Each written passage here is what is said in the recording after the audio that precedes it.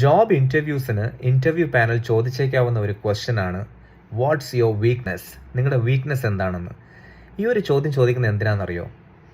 കാൻഡിഡേറ്റ്സിന് സ്വന്തം വീക്ക്നെസ്സിനെ പറ്റിയിട്ട് ഒരു സെൽഫ് അവെയർനെസ് ഉണ്ടോ എന്നറിയാനും ഒരു ഫിക്സഡ് സ്ട്രാറ്റജി ഉണ്ടോ എന്നറിയാനും വേണ്ടിയിട്ടാണ് ഈ ഒരു ക്വസ്റ്റ്യൻ ചോദിക്കുന്നത്.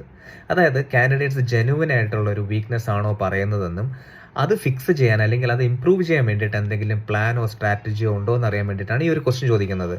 അപ്പോൾ നിങ്ങൾ ജെനുവൻ ആയിട്ട് ഒരു ആൻസർ കൊടുക്കാൻ ശ്രമിക്കുക.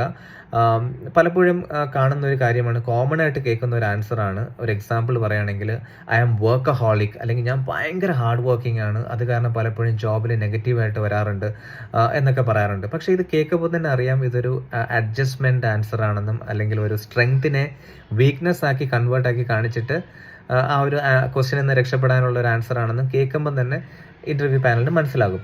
സോ നിങ്ങൾ ജെന്യുവൻ ആയിട്ട് നിങ്ങൾക്ക് ഉള്ളൊരു വീക്ക്നെസ് പറയാൻ ശ്രമിക്കുക. പക്ഷേ നിങ്ങൾ അപ്ലൈ ചെയ്യുന്ന ജോബിൻ്റെ റോൾസ് ആൻഡ് റെസ്പോൺസിബിലിറ്റീസിനെ ബാധിക്കാത്ത രീതിയിലുള്ള വീക്ക്നെസ് പറയാൻ ശ്രമിക്കുക. അല്ലെങ്കിൽ ചിലപ്പോൾ നിങ്ങൾ ഡിസ്ക്വാളിഫൈഡ് ആയി പോകും. ഒരു എക്സാമ്പിൾ പറയുകയാണെങ്കിൽ, ഇപ്പോൾ ഒരു ജാവ ഡെവലപ്പർ ആണെങ്കിൽ ചിലപ്പോൾ പ്രസൻറ്റേഷൻ സ്കിൽസിൽ ചിലപ്പോൾ വീക്കായിരിക്കാം. അപ്പോൾ പറയാം, ഞാനൊരു ഓൺലൈൻ കോഴ്സിന് ചേർന്നിട്ടുണ്ട്, കാരണം ഫ്യൂച്ചറിൽ ചിലപ്പോൾ എൻ്റെ കരിയർ ഗ്രോത്തിന് വേണ്ടിയിട്ട് പ്രസൻറ്റേഷൻ സ്കിൽസ് ഞാൻ ലേൺ ചെയ്ത് കഴിഞ്ഞാൽ ഇറ്റ് വിൽ ഹെൽപ്പ് മീ. അപ്പോൾ അതൊരു ഫിക്സ് ചെയ്യാനുള്ള അല്ലെങ്കിൽ ഇമ്പ്രൂവ് ചെയ്യാനുള്ള ഒരു പോസിബിലിറ്റിയും കൂടെ അവിടെ കാണുന്നുണ്ട്. So that might Impress the interview panel.